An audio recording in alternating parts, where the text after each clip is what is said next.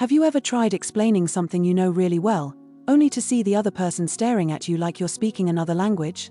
You're saying all the right things, at least you think so, but their face just says, "I'm lost."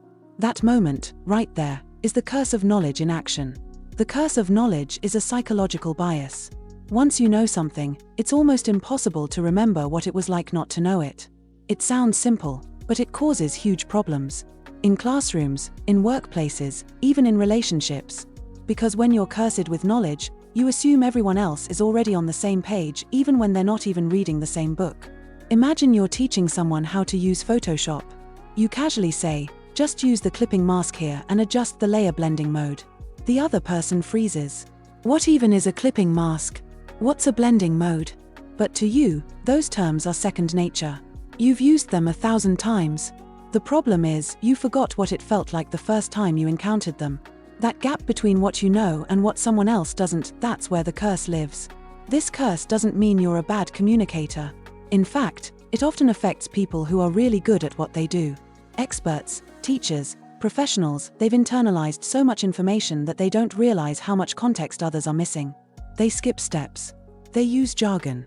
They overestimate how clear they're being. And then, when someone doesn't understand, they blame the listener. But the real issue?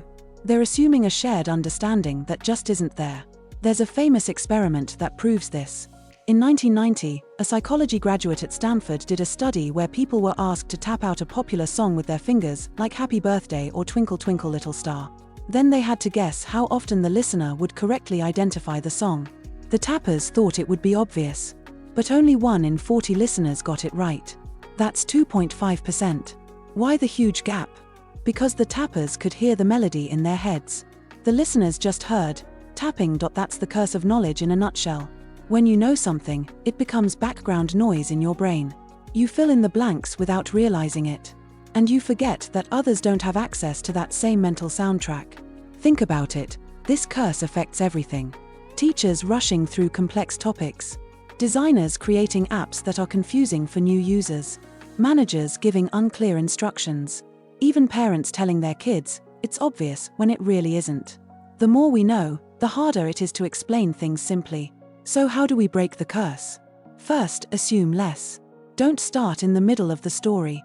Start at the beginning. Define terms. Give examples. Break things down. It might feel like you're oversimplifying, but to the person learning, it's exactly what they need. Second, test your clarity.